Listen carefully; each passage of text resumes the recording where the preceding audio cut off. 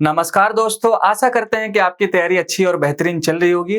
Welcome to a vision institutes. Overall हमारा जो आज का इम्पोर्टेंट सेशन है वो करंट अफेयर एनालिसिस को लेकर के है और ये जो सेशन है ये रेगुलर बेसिस पे रहेगा। अगर हम बात करेंगे करंट अफेयर्स का तो कई सारा जो कॉम्पिटिटिव एग्जाम है उसमें काफी इंपॉर्टेंट रोल होता है, बट यहाँ पर प्रॉब्लम ये है बच्चों को कि करंट अफेयर पढ़े कहाँ से, इसके साथ साथ क्या वो इंपॉर्टेंट स्ट्रैटेजी होना चाहिए।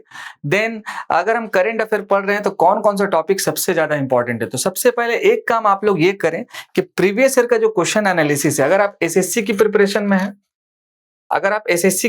में है तो लगभग जो 5 इयर्स का एक बार क्वेश्चन पेपर एनालिसिस करें जनरल अवेयरनेस के टॉपिक और जीएस के टॉपिक को लेकर के। एक मैं सीरीज लाऊंगा कि how to prepare current affair और किस तरह से एक जनरल स्टडीज के टॉपिक को करंट अफेयर से रिलेट्स किया जाता है।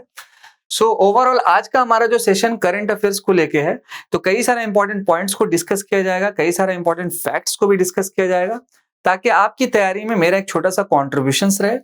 अगर हम बात करेंगे आज के हमारे पहले सेशन का, जिसमें आपका पहला नाम नेशनल बैम्बू मिशन को लेकर के है, तो ओवरऑल एक तो इंपॉर्टेंट ये है कि हर रोज कुछ ना कुछ करंट अफेयर चलता ही रहता है, लेकिन क्या वो इंपॉर्टेंट स्ट्रैटेजी हो, कहां से पढ़ा जाए और कितना पढ़ा जाए वो काफी इंपॉर्टेंट है। क्या पॉइंट्स को सबसे ज्यादा मेन फोकस करना वो काफी इंपॉर्टेंट होता है।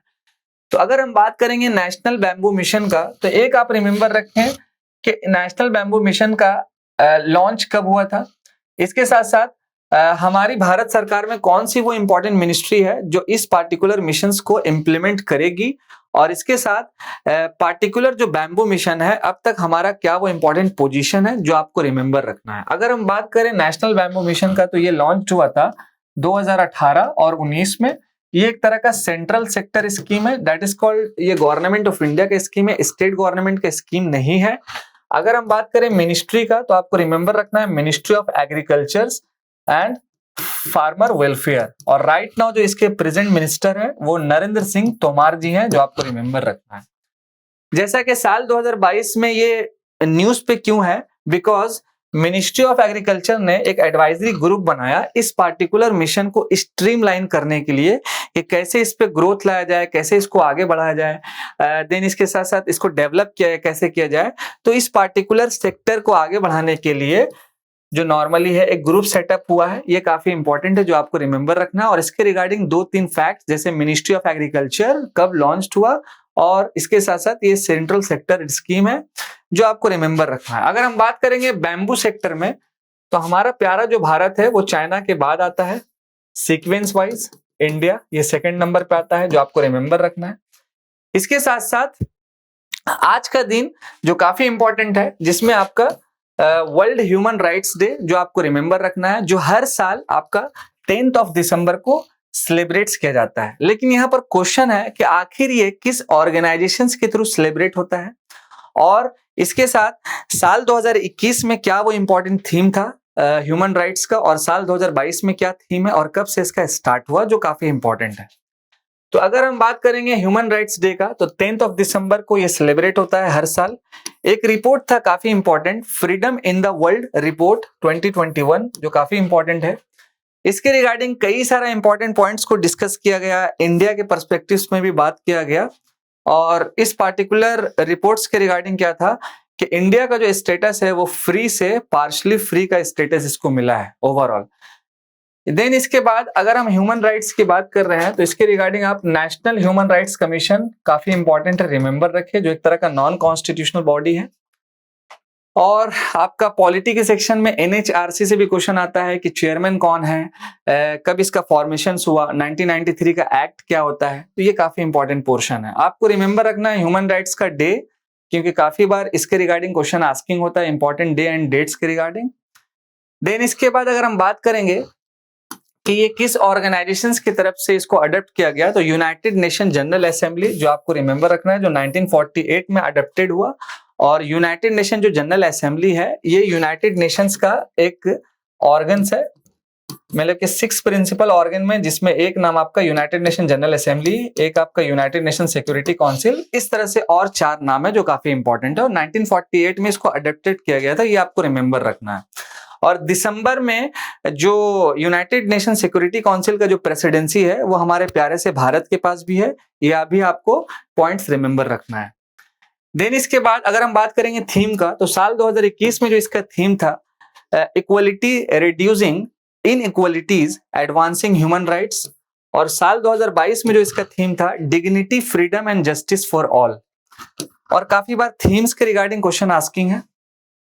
इसके साथ साथ नेशनल सिक्योरिटी एडवाइजर ने मीटिंग किया सेंट्रल एशियन कंट्रीज से। तो यहां पर क्वेश्चन होता है कि नेशनल सिक्योरिटी एडवाइजर के बारे में कुछ इंपॉर्टेंट फैक्ट्स, और इसके साथ साथ हमारा क्या वो इंपॉर्टेंट रिलेशन है सेंट्रल एशियन कंट्रीज से, और इस पार्टिकुलर कंट्री में कौन कौन सी कंट्री आती है, और मेनली ये मीटिंग कहां पर हो रहा है। अगर हम बात करेंगे नेशनल सिक्योरिटी एडवाइजर का, जो right now central Asian countries के जो मेंबर हैं उनसे मीटिंग चल रहा है, तो वो आपका न्यू दिल्ली इंडिया में चल रहा है। अगर हम बात करें सेंट्रल एशियन कंट्री के मेंबर्स कंट्री का, जिसमें सेंट्रल एशियन कंट्रीज का, जिसमें आपका कई सारा नाम है, Kazakhstan, Kyrgyzstan, Tajikistan, then Uzbekistan, और लास्ट वन आपका तुर्कमेनिस्तान। तो मेनली इस मीटिंग में क्या डिस्कस हो रहा है कि हमारे इंटरनल सिक्योरिटी को लेकर के, और साथ साथ एक्सटर्नल सिक्योरिटी जो है उसको भी पार्टिकुलर इसमें डिस्कस किया जा रहा है। अगर हम बात करें नेशनल सिक्योरिटी एडवाइजर का, तो इस पार्टिकुलर बॉडी, या कह सकते हैं कि इस पार्टिकुलर मतलब के पोस्ट कह सकते हैं, इसका एस्टैब्लिशमेंट जो हुआ था वो आपका 1998 में हुआ था। प्रेजेंट में हमारे जो एडवाइजर हैं नेशनल सिक्योरिटी के वो अजीत डोभाल जी हैं। पहला जो फर्स्ट नेशनल सिक्योरिटी एडवाइजर था वो ब्रजेश मिश्रा जी थे। नेशनल सिक्योरिटी एडवाइजर का जो बॉडी है, या कह सकते हैं कि एक पोस्ट है, ये 1998 19 नवंबर में इसका एस्टैब्लिशमेंट हुआ, जो आपको रिमेंबर रखना है। और हमारा सेंट्रल एशियन कंट्री से क्या वो इंपॉर्टेंट रिलेशन है, ये भी काफी इंपॉर्टेंट हो जाता है। तो ओवरऑल आप एनएसए के बारे में रिमेंबर रखें, 1998 में एस्टैब्लिशमेंट हुआ। कई सारे इंपॉर्टेंट इसके इस पार्टिकुलर पोस्ट के ये आपका एनएसए के जो है कई सारे इंपॉर्टेंट जो मिनिस्ट्रीज है तो इसकी मेंबर है, जैसे as for example ministry of finance, इसके साथ साथ एक्सटर्नल अफेयर, देन आपका डिफेंस। तो ये सारी जो मिनिस्ट्री है इस पार्टिकुलर बॉडी का कह सकते हैं, तो इसमें जो है आपका इसकी मेंबर है, जो आपको रिमेंबर रखना है, फाइनेंस, एक्सटर्नल अफेयर और डिफेंस। इसके साथ साथ नेक्स्ट हमारा जो आज का टॉपिक है पीएम स्वनिधि स्कीम एक्सटेंडेड। अब यहाँ पर सवाल है पीएम स्वनिधि स्कीम ये किस टॉपिक से या किस पार्ट से रिलेटेड है, तो आपको रिमेंबर रखना है स्ट्रीट वेंडर्स। आप देख सकते हैं स्ट्रीट वेंडर्स को, जो नॉर्मली सड़क पर या स्ट्रीट में जो भी अपना घर चलाने के लिए या अपना रोजगार चलाने के लिए जो दुकान लगता है, तो नॉर्मल हम उसको स्ट्रीट वेंडर्स कह सकते हैं। तो इसके रिगार्डिंग क्या था कि जब कोरोना का टाइम था, कोविड-19 का जब टाइम था, जब वक्त था, तो लॉकडाउन के समय में हमारी गवर्नमेंट ऑफ इंडिया ने एक स्कीम लॉन्च किया इन स्ट्रीट वेंडर्स के लिए, जिसका नाम पड़ा prime minister street vendors Atmanirbhar Nidhi, जो आपको रिमेंबर रखना है। और अगर हम बात करें आत्मनिर्भर निधि का, तो आत्मनिर्भर भारत यानी कि सेल्फ रिलायंट, इसके रिगार्डिंग भी कई सारा पॉइंट्स को रिमेंबर रखना काफी जरूरी है। और फाइनली इस पार्टिकुलर स्कीम को एक्सटेंडेड किया गया मार्च 2022 से। देन इसके साथ साथ कई सारा और भी फैक्ट्स है, जैसे अगर हम बात करें पीएम स्वनिधि स्कीम का, तो इस स्कीम को नॉर्मली अनाउंस जो किया था वो इकोनॉमिक स्टिमुलर 2 के अंदर और आत्मनिर्भर भारत के अंदर ये इसको लॉन्च किया गया। अगर हम बात करें आत्मनिर्भर भारत अभियान का, तो टोटल इसका 5 पिलर्स है, जिसमें आपका इकोनॉमी, इंफ्रास्ट्रक्चर, सिस्टम, डेमोग्राफी और डिमांड है। कई सारे और भी फैक्ट्स है, कई सारे और भी चीजें हैं, जैसे 20 लाख करोड़ का पैकेज इसमें बनाया गया। नॉर्मली ये आत्मनिर्भर है भारत अभियान, इसमें फोकस क्या होगा, land, labour, liquidity and law के ऊपर होगा। इसके साथ साथ कई सारे इंपॉर्टेंट इंडस्ट्री है, जैसे आपका कॉटेज इंडस्ट्री, एमएसएमईज, देन इसके साथ साथ मिडिल क्लास, लेबरर, इन सारी लोगों पे ज्यादा फोकस किया जाएगा। तो फर्स्ट ऑफ ऑल आपको ये समझना है कि पीएम स्वनिधि जो स्कीम है ये जो है आपका इसको एक्सटेंडेड किया गया, ये पहला पॉइंट। साल 2020 में इसको लॉन्च किया गया था, ये दूसरा पॉइंट। किसके लिए ये लॉन्च किया गया है, तो स्ट्रीट वेंडर्स के ऊपर लॉन्च किया गया है, उनको सेल्फ रिलायंट बनाने के लिए, आत्मनिर्भर बनाने के लिए। और अगर हम बात करें आत्मनिर्भर भारत का, तो इसका 5 पिलर्स है जो आपको रिमेंबर रखना है। देन इसके बाद आपका कुछ इंपॉर्टेंट और भी फैक्ट्स है, जैसे 1 जून 2020 को इसको लॉन्चिंग हुआ कोविड-19 लॉकडाउन के टाइम में इनको सपोर्ट्स करने के लिए।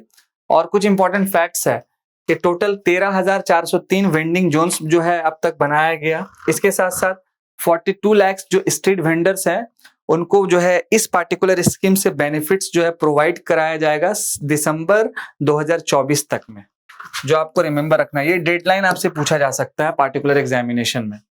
इसके साथ साथ अभी रिसेंटली कई सारे स्टेट में जो है इलेक्शन हुआ, जिसमें आपका नाम हिमाचल प्रदेश, देन इसके बाद आपका गुजरात, और साथ साथ आपका एक एमसीडी का भी इलेक्शन हुआ, म्युनिसिपल कॉर्पोरेशंस, जो दिल्ली में आपका है। तो कई सारी जगहों पे क्या हुआ कि आम आदमी पार्टी को हार हुआ और कई सारी जगहों पे उनको जीत भी मिला, या कह सकते हैं कि बीजेपी को भी हार मिला और जीत भी मिला। लेकिन ये हमारा टॉपिक नहीं है इम्पोर्टेंट। हमारा टॉपिक है कि हमारा जो सिलेबस है, अगर हम बात करें करंट अफेयर के रिगार्डिंग कि ये पार्टिकुलर जो भी चल रहा है, तो यहाँ से सिलेबस हम कैसे निकालें अपना, और क्या करंट न्यूज चल रहा है, और कितना हमको और कितना कौन सा टॉपिक और कौन सा पार्ट पढ़ना है जो सबसे ज्यादा इंपॉर्टेंट हो जाता है। तो जैसे ही गुजरात असेंबली का इलेक्शन हुआ तो आपके माइंड में ये जाना चाहिए एमएलए का इलेक्शन है, एमएलए से ही हम लोग सीएम चूज करेंगे और यहाँ से ही आपका गवर्नर आएगा। तो फौरन आपको इंडियन पॉलिटी जो जनरल स्टडीज का टॉपिक है कि एमएलए का अपॉइंटमेंट कैसे होता है, रिमूवल कैसे होता है, सीएम के बारे में कई सारा इंपॉर्टेंट आर्टिकल जाना जरूरी है। देन इसके बाद गवर्नर काफी इंपॉर्टेंट है। तो ये सारा सीन जो है माइंड में चलते रहना चाहिए। तो अब तक क्या हुआ कि टोटल हमारे देश में 8 नेशनल पार्टी थी। इस पार्टिकुलर इलेक्शन के बाद एक और नेशनल पार्टी का रिकॉग्निशन मिला, और वो पार्टिकुलर जो पार्टी है वो हमारी आम आदमी पार्टी है। अब ये जो आम आदमी पार्टी है ये देश की 9th नेशनल पार्टी बन चुकी है। बट यहाँ पर कई इंपॉर्टेंट सवाल है कि आखिर एक नेशनल पार्टी बनने का जो है प्रोसेस क्या होता है, स्टेट पार्टी को डिफरेंस क्या होता है नेशनल पार्टी और आपके स्टेट पार्टी में, और इसके साथ साथ इलेक्शन कमीशन ऑफ इंडिया का क्या वो इंपॉर्टेंट क्राइटेरिया है, वो भी जानना काफी इंपॉर्टेंट है। तो ओवरऑल अगर हम बात करें 8 नेशनल पॉलिटिकल पार्टीज का, जिसमें Communist Party of India, then Communist Party of India Marxist, इसके साथ साथ इंडियन नेशनल कांग्रेस, देन इसके बाद आपका Nationalist Congress Party, National People's Party, All India Trinamool Congress, Bahujan Samaj Party और आपका भारतीय जनता पार्टी, और 9th नंबर में आपकी आम आदमी पार्टी बन चुकी है। बट यहाँ पर क्वेश्चन क्या हम बताएं कि एक स्टेट पार्टी और नेशनल पार्टी में क्या डिफरेंस होता है, किस तरह से एक स्टेट पार्टी नेशनल पार्टी को रिकॉग्निशन मिलता है through election commission of India. और अगर हम जब बात करते हैं इलेक्शन कमीशन ऑफ इंडिया का, तो कई सारा फैक्ट्स हमको पॉलिटी के सेक्शन में भी जानना जरूरी है, जिसमें कई सारा नाम है कि इलेक्शन कमीशन ऑफ इंडिया का इंपॉर्टेंट आर्टिकल क्या है हमारे संविधान में, तो 324 से 329 जो आपको रिमेंबर रखना है। देन ये पार्ट 15 का ये सेक्शन है election commission of India. Right now जो हमारे चीफ इलेक्शन कमिश्नर है तो वो कौन है, ये काफी इंपॉर्टेंट हो जाता है। इसके साथ इलेक्शन कमीशन का क्या वो इंपॉर्टेंट रोल है, और स्टेट इलेक्शन कमीशंस का क्या वो इंपॉर्टेंट रोल होता है। तो ओवरऑल अगर बात किया जाए